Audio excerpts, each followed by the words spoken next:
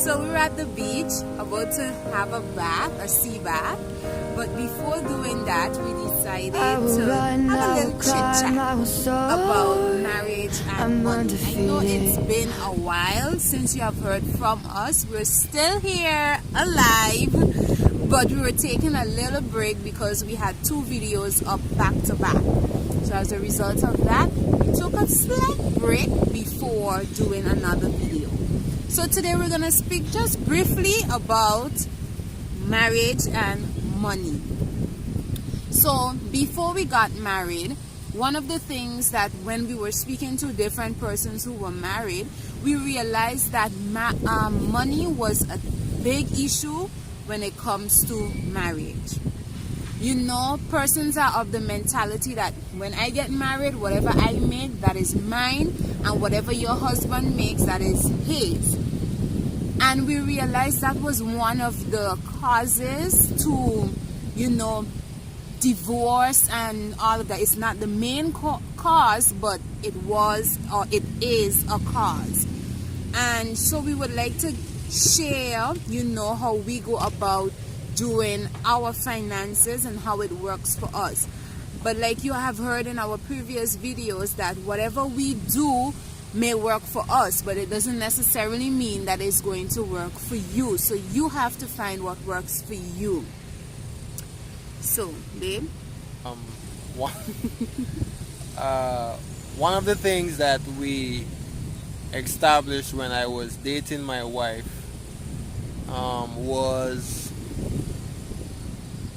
finances, and we discussed extensively about finances, and I wanted to make sure that we had an understanding before we got married, and I wanted to hear her input in how she view finances as a married couple, and what she think or how she think finances should run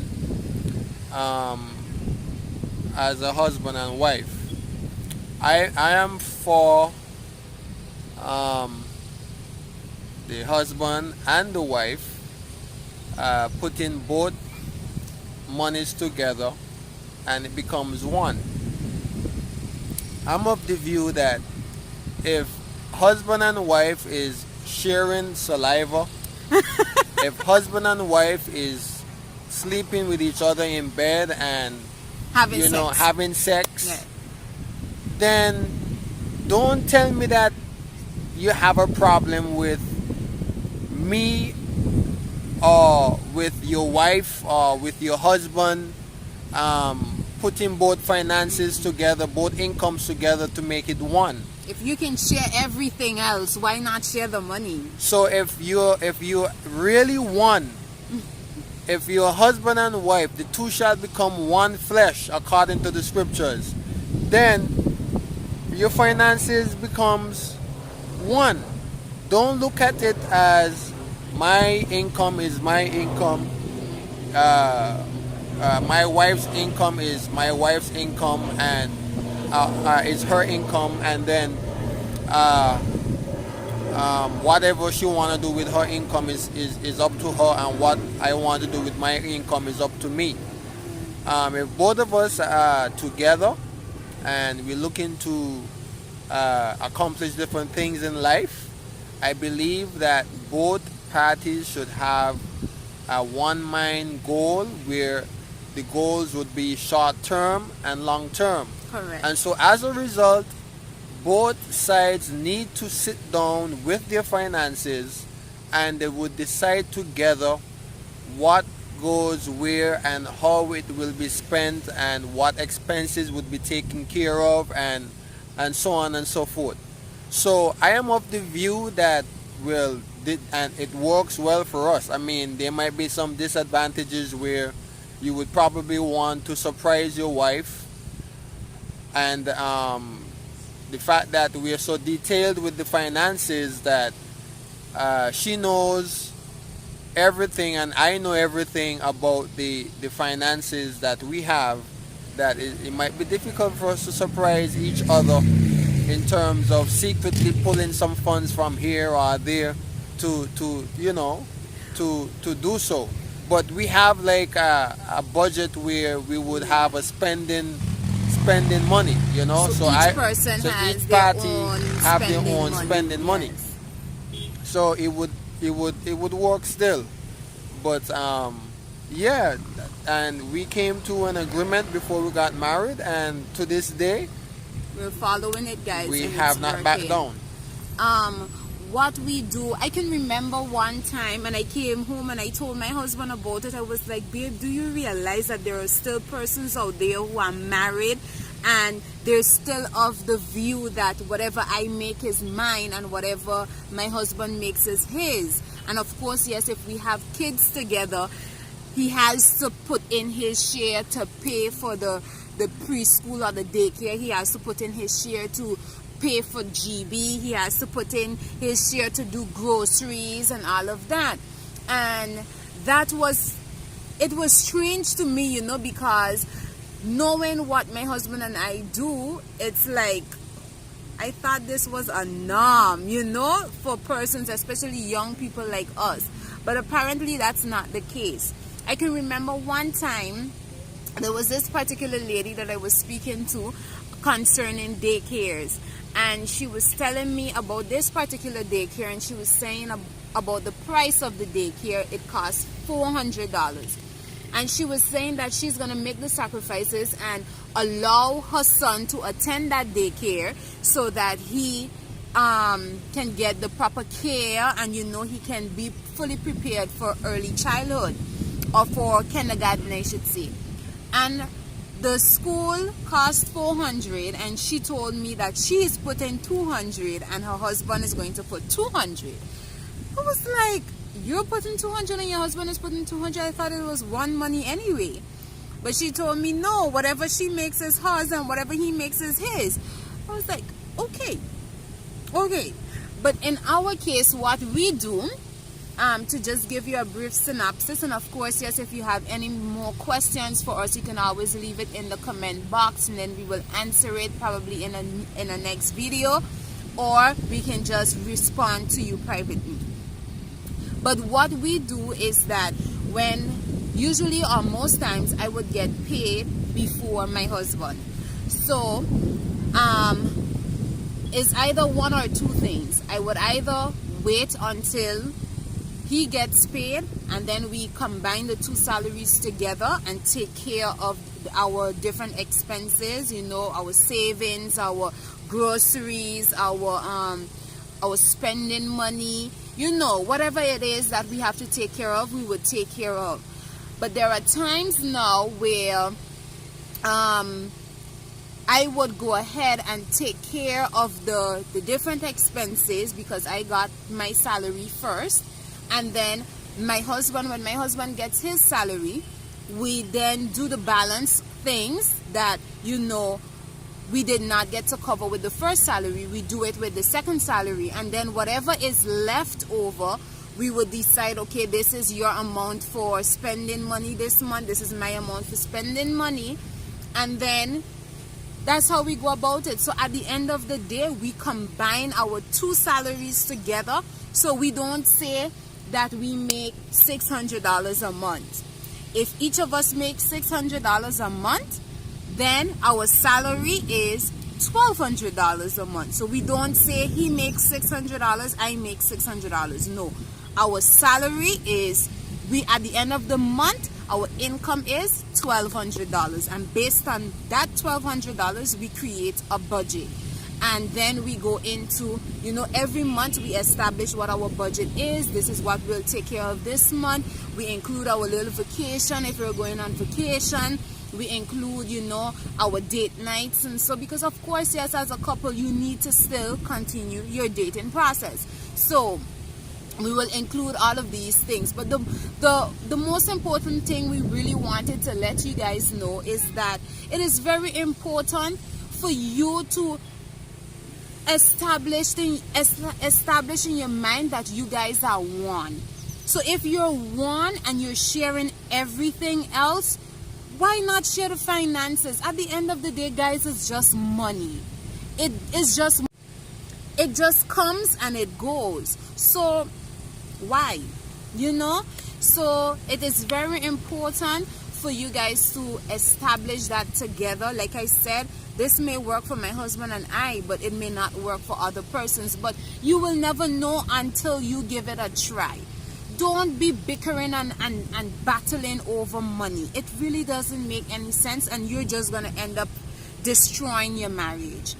Let your spouse know about what you're doing with your finances, because the thing with my husband and I, we share everything, so if I have $50, for example, for spending money for the month, my husband is still gonna know what I did with that $50. The same thing for him. We just establish that. Even if it's our spending money, we still establish, babe, this is what I did with the $50 because I wanted to probably get my nails done or whatever, but this is what I did with the money. He knows, and I think that is very important for you to establish. So you build that bond with your spouse, and it's not just, I'm married to this person, you have sex, you have kids, you share saliva according to my husband, but when it comes to the money, you just know, I'm not sharing that part. It doesn't make any sense.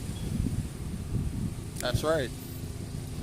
So like my wife said, that's the agreement we made, and in my view, it's very effective. Yes, it is. And it works. So that's our view on finances, briefly. And I trust that it would have been of some sort of a benefit to those that might be thinking about getting married. And it's very important to find out certain serious questions like finances before you get married, and make sure that both sides have an agreement before getting into the marriage. Yes. Don't wait until you get married, exactly, and then you're finding out that, hey, she loves to spend on lavish things, or just not good with money, and you tend to be a guy that is very economical, and you try to conserve and save in so many ways, and you find that your partner is just totally the opposite. And as a result, confusion is going to come down the road. So it's very important to find these things out while dating, while courting, and then you'll have an idea of, hey, is this the one really for me? Because you don't want to get married to an individual and try to change them. Exactly. It's going to be difficult. It's not going to work. So once you get married to that individual, so long as you get married to them, you would have already know how they operate, and how they think and do different things when it comes to whether finances or any other concerns in life. And So, another thing that I wanted to add, sometimes I'm a lady. I love to know that I look good at all times, especially for myself, first of all, and of course, yes, like you have heard in previous videos, I'm representing my husband. So I like to know that I'm always looking good. My hair is done properly, my nails are done, my toes are done. That is just me. So my husband already realized that is just me.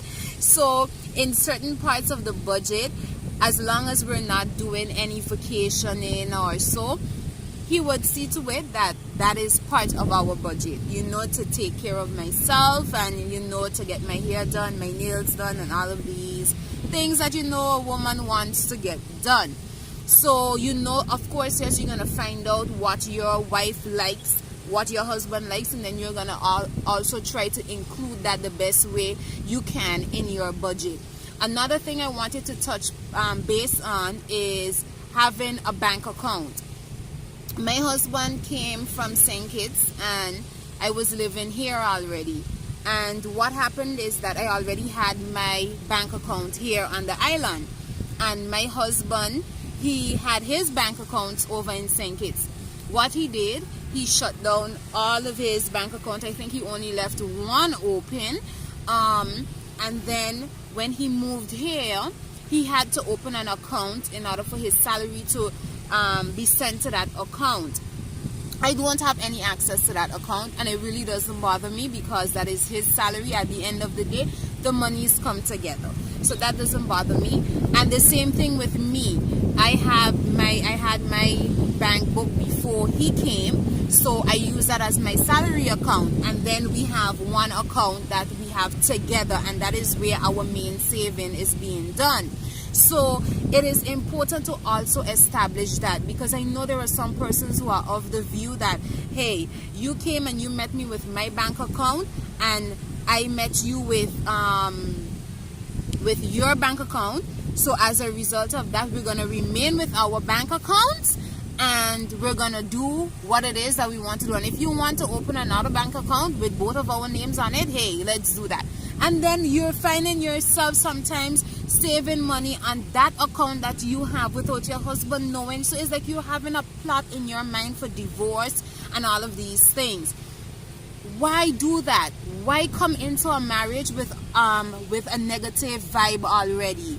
You know, with negative thoughts already. Just remain positive, you know, and just start life together. We started together, you know. We both have our separate accounts, yes, but nothing is on that but our salary. And then, you know, we have our main savings, and that is what we have together, and we both are involved in it. We both know that this is the amount that goes on every month or whatever have you, and this is the amount that if we're taking off anything, this is the amount that is coming off, and this is the amount that is going to go back on it. We know the ins and outs, both of us, we know the ins and outs of that. So it is very important to also establish that. I think it's to do with communication. Correct. And persons that probably think that way, where, oh, I want to have my own separate accounts, possibly it might be trust issues, you know. And I believe that so long as you get into a relationship, when it comes to marriage, you should commit yourself 100%. Correct. And so long as you commit yourself 100% to your partner and vice versa, there should not be any issues when it comes to you wanting to do these things. That's right. If you're doing these things, possibly you thinking that, hey, maybe down the road it's not going to work out, so let me put things in place just in case it doesn't work out. I have a backup plan. Exactly, and that's not cool, guys. Because you're plotting yourself, and you're pretty much setting up yourself for divorce. And because even though you're not thinking about it right now, somewhere behind your mind it's there, and that is something you don't want in your marriage at all. Because remember, our motto is divorce is not an option. So that's not even anywhere near our minds. So we're gonna try everything in our power to work together and to accomplish different goals together. You accomplish it better when you're working together, instead of, you know, what's yours is yours, what's mine is mine, I'm gonna save what I want to save and you save whatever you want to save. It's gonna be much more difficult like that. So it's best to come together, work together, establish your goals together, and just work towards it together. So we do hope that you enjoy. You have anything else to say? No, that's it. Okay. We do hope that you enjoy this little episode of Marriage and Money. And if you, like I said before, if you have any questions with regards to how we go about doing things in details, leave a comment below and we will be sure to get back to you. And of course, yes, don't forget to like, share, and subscribe. We've been getting a lot of positive feedbacks with our video, and we would just like to say thanks to all those who are supporting the movement, and we trust that we have been and we will continue to be a blessing to those who are married and young like us, and even the older folks who are married and probably going through some difficult times. So do enjoy. We're going for a swim right now. So have a good day. Thanks again, guys, for watching.